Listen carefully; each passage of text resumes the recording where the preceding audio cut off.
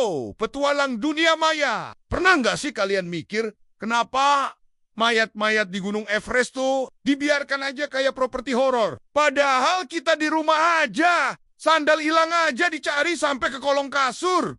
Ini mayat loh, kok nggak dipulangin? Nah, siap-siap kaget dan ngakak. Karena kita bakal kupas tuntas mitos dan fakta dari gunung tertinggi dan tempat parkir permanen buat ratusan pendaki. Everest itu ganas. Gunung Everest itu kayak mantan yang udah move on, dingin, tajam, dan susah dicapai. Tinggi 8.848 meter. Kalau naik tangga biasa, bisa encok duluan sebelum nyampe puncak. Setiap tahun, ribuan orang pengen menaklukkan puncak ini. Tapi nggak semuanya pulang. Data terakhir bilang, udah ada lebih dari 335 pendaki yang tewas di Everest sampai ke 2024. Banyak dari mereka masih ada di sana. Iya, bener, di Gunung Beku. Jadi landmark dadakan. Ada yang sampai dijuluki Green Boots karena sepasang sepatu hijaunya ikonik banget. Turis-turis bahkan pakai dia sebagai penunjuk jalan. Oh, belok kanan setelah mayat sepatu hijau. Pertanyaannya, kenapa mayat-mayat itu nggak diambil?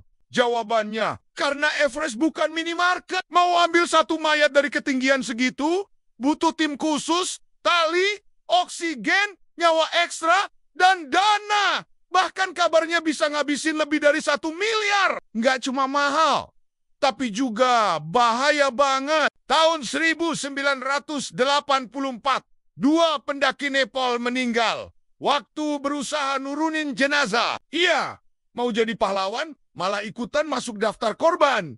Mitosnya, Everest itu angker. Katanya suara-suara aneh suka terdengar malam hari.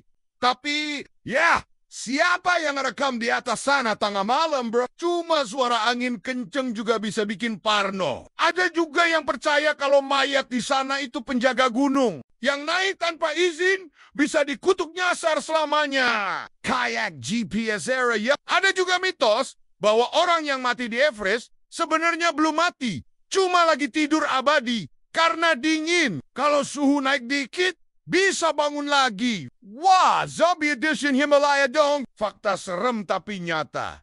Tapi serius, kondisi di sana emang brutal. Oxygen types, suhu minus 30 derajat. Badai bisa datang kapan aja. Ada zona kematian di atas 8.000 meter yang disebut dead zone. Di sini, tubuh manusia literally pelan-pelan mati. Jadi kalau ada yang kecelakaan, ya maaf, rekan sesama pendaki pun kadang harus ninggalin. Dan karena tubuh mereka membeku, bisa awet kayak nugget di freezer. Jadi jangan heran kalau ada yang udah 20 tahun lebih masih utuh. Serem air, tapi juga jadi peringatan buat pendaki lain.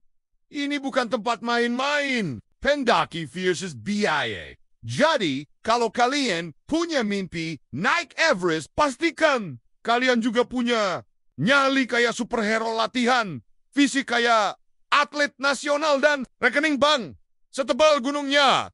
Karena bukan cuma biayanya tinggi, tapi juga pertaruhannya nyawa. Dan kalau udah terlanjur jadi penghuni tetap, jangan harap bisa pulang tanpa bikin orang lain ikut tewas. Kesimpulannya, Gunung Everest itu indah, tapi juga sadis.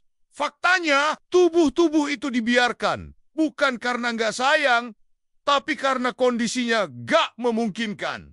Dan mitos-mitos aneh, ya, mungkin biar kita makin hati-hati. Tapi yang jelas, kalau naik gunung, jangan cuma niat buat konten Instagram. Pastikan fisik dan dompet siap ya. Karena kalau enggak, bisa-bisa nama kamu jadi green sus berikutnya.